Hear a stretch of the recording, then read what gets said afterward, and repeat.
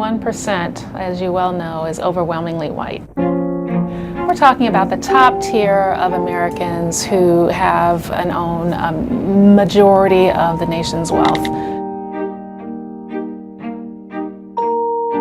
These are people who are uber rich. There are a few African Americans who have made it to that tier, but compared to the number of whites in the 1%, they are literally a percent of the 1%.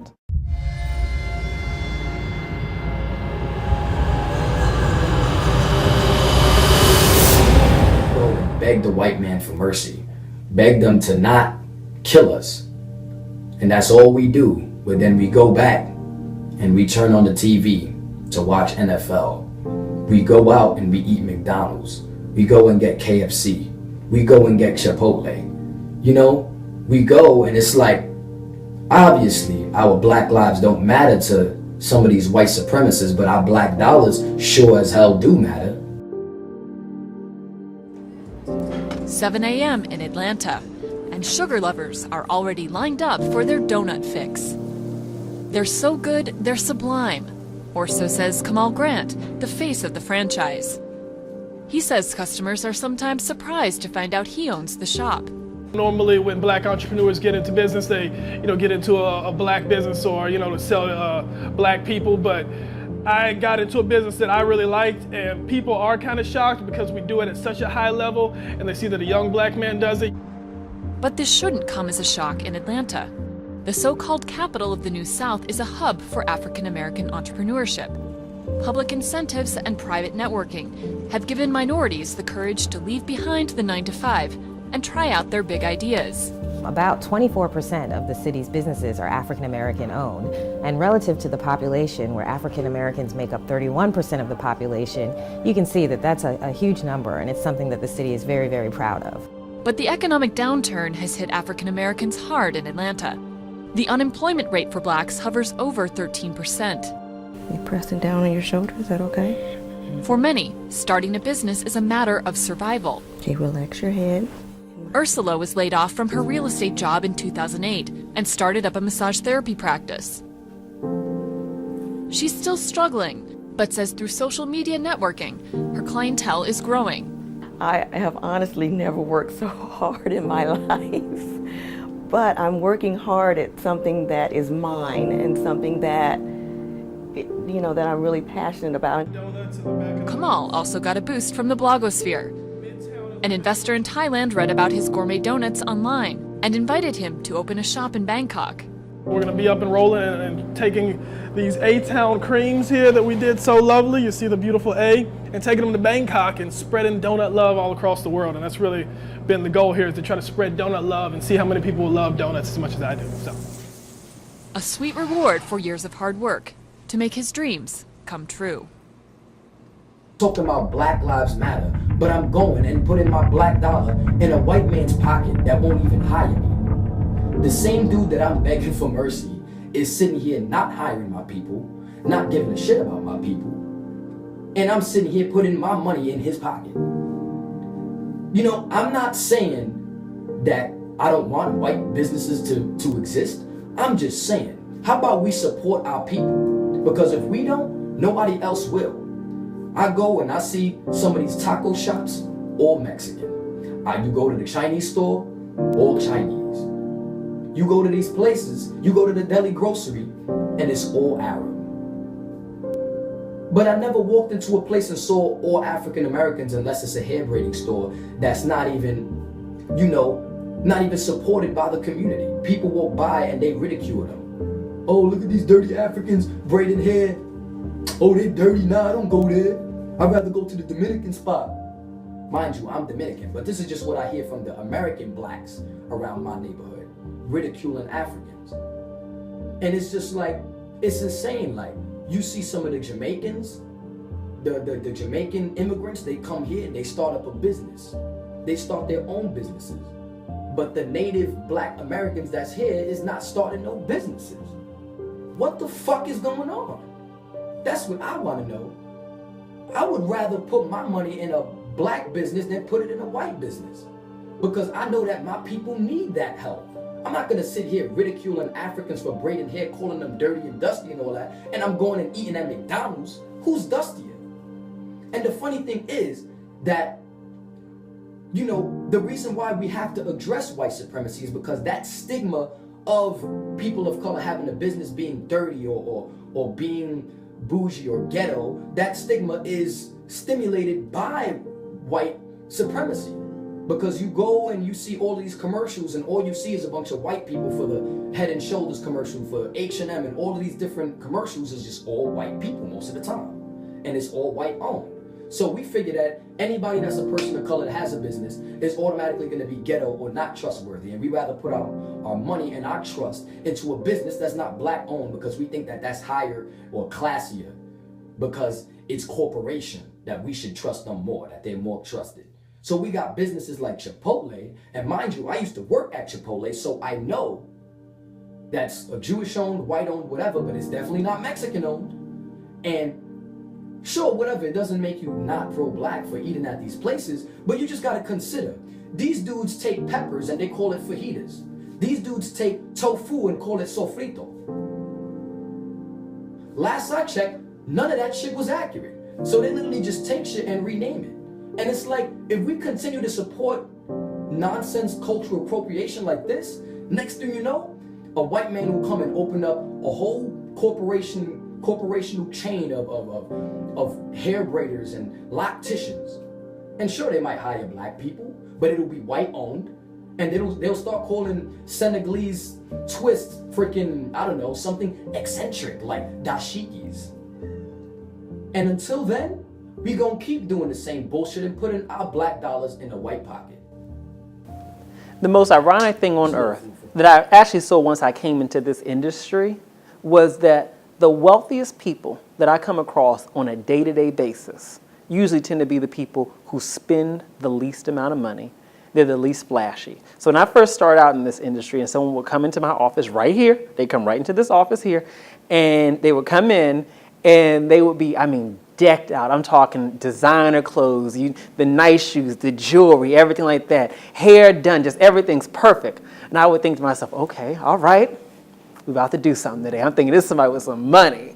And then once you get past all of that and they pull out the receipts, when they show you the receipts and show you the actual, like their documents, their accounts and everything like that, the least amount of money.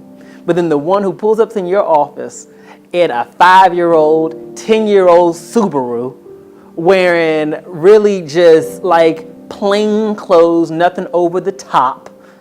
These are the folks with millions of dollars in assets. Millions. Cash. I'm talking cash.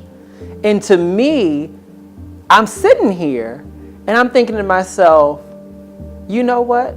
I'm like these people who are dressed up in designer clothes who are not retaining money. That's what it hit me when I first came into the industry. I'm making all this extra money because I had 2 salaries back then.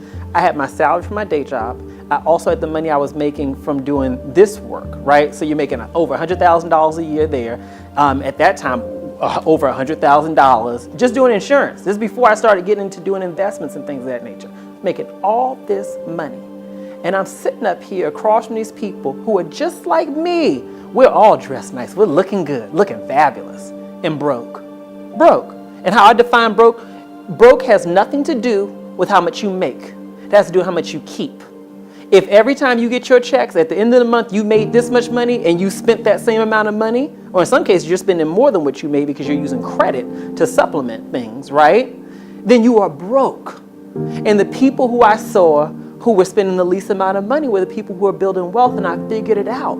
They were building wealth because they were keeping their expenses low. I can't hit this point enough. You have to minimize your expenses if you want to create wealth. You know, I always hear these things where people say, oh, you can't take it with you, you might as well enjoy it. That is the craziest thing I have ever heard in my life. You can't take it with you, but you're going to be on this earth for a long time. If you haven't noticed, people are living longer. You know, and what is the point of living this fabulous life during your working years and you create no financial foundation for yourself later on, and then when you hit retirement, you have nothing. You go from middle class to lower middle class, or middle class to broke. Do you know how many people are facing insolvency? They are going to go broke in retirement because they're so busy being fabulous during their working years. Beyond that, even let's take retirement off the table. Let's think about the here and now. What happens if you were to lose your job? What happens if the economy goes down? I would think about that. You know, at the time, it was just me. I didn't have this huge team back then. And I said, what happens if this company falls apart because we hit a major recession and nobody's really thinking about financial products? I didn't know. What would happen then? I've created this massive lifestyle that's based on being so fabulous, and I had no cash reserved for myself. And so when I think about, you know, what's a step that we can take to create financial freedom for ourselves, I really do think it's a matter of reducing your expenses as much as possible. Stop imitating the lifestyles of people who have less financial security than you do. Some of the very people that we are imitating, some of the very people we're trying to impress, they have no financial security. Let me tell you this. I'm not here to tell nobody's business. I'm not giving no names on nobody. But I have sat there in the meetings. I see this. And the very people who you would think show the image of total wealth and total just exceptional financial, you know, gain. These people look like they're making a lot of money.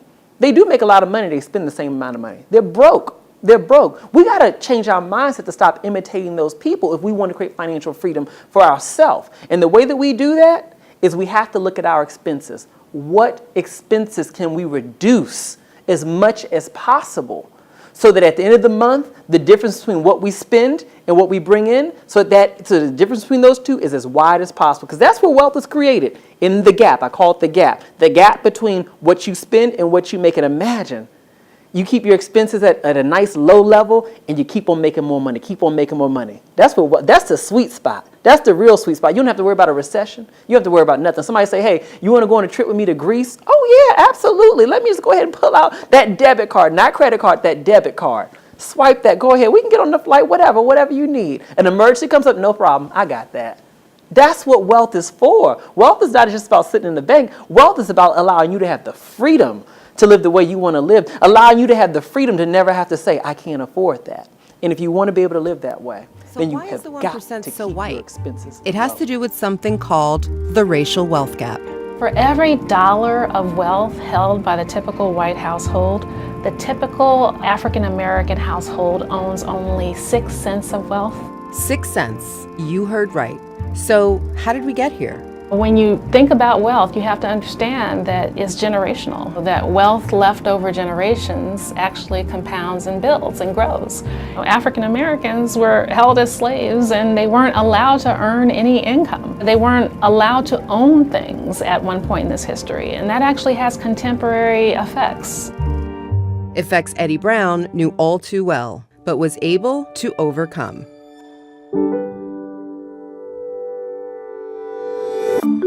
Then we bought the building next door because since we didn't do that, we bought this. And then just September ago, we bought the next one too. So Brown Capital is basically all 3 townhouses. Today, Eddie is the CEO of Brown Capital, a firm with over $8 billion in assets under management.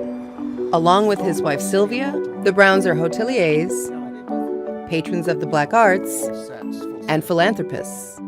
Eddie and Sylvia Brown led the way towards making this building a reality, one of the largest gifts from an African American family in this nation's history. So you were born to a teenage mother in the Jim Crow South, on the wrong side of the track. On the wrong side of the track, which means, as they say down south, dirt poor. But there's another concept, though, that people say, pick yourself up by your bootstraps. This is America. You know, our pastor used to say, people make that statement. What they don't realize is many people don't have boots. So you got to help get the boots. Then maybe they can lift themselves up. Is there an obligation, particularly in communities of color, to give back? I feel very strongly that there should be. I mean, how did they get there? Surely a lot of it was talent, but somebody had to look out for them and help them along the way. Despite their success, the Browns have still faced certain barriers to wealth creation. Home ownership is one of the pillars of wealth. And blacks continue to face discrimination in the housing market. You know, we've sold a couple of homes over the years, and I remember the realtor said, let's take down photos so one seeing the home that's white won't recognize it as being a black homeowner. And I was just shocked. We were shocked. They said family photos around, they all should come down if you want to get A sale. well, a good price. So I'll take you into the library now. It's one of my favorite rooms. Even education hasn't leveled the playing field. Today, blacks with a bachelor's degree have less than half the wealth of whites who didn't graduate from college. I had two wonderful parents. They really strived for excellence. Now, my father was a neurosurgeon, and at the time there were only 11 in the country. He could not practice in white hospitals. He was turned down time after time. They would not say it was a race issue, but we knew. Sheila Johnson became one of the highest net worth black women in the United States with the help of a game-changing television network, BET. She helped build BET from 2 hours of programming a week to a major network worth $2.3 billion by the time it was sold to Viacom in 2001. So you are one of the, I would imagine, few black women to own a property like this. Probably. You How know, does I that don't make you know. feel? I'm proud. Yeah. I'm very proud. Is this more fun than BET? Oh, yes. Absolutely, because I'm in total control. And it took me 10 years to get approvals. Wow, that seems like a particularly long time.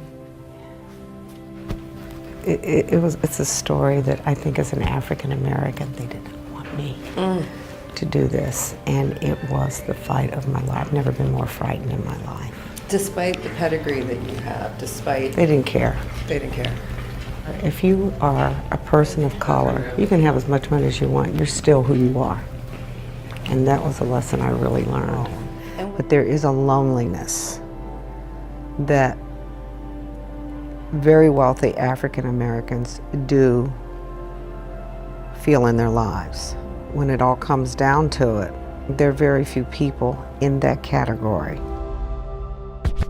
How do we diversify the 1%? I think it's really incumbent upon us who have achieved some modicum of success to make it our business to mentor and to uplift. There is no reason why we shouldn't have more people of color in the 1%, showing that, that their talent can be reflected in terms of financial well-being. The data actually shows that people of color who are in job-creating positions hire more people of color.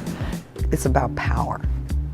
If you have the money, through society you gain power. People start to notice you. Use that power appropriately, reach out, and feel secure within yourselves to be able to go out and help others. And that's the only way we're going to get stronger.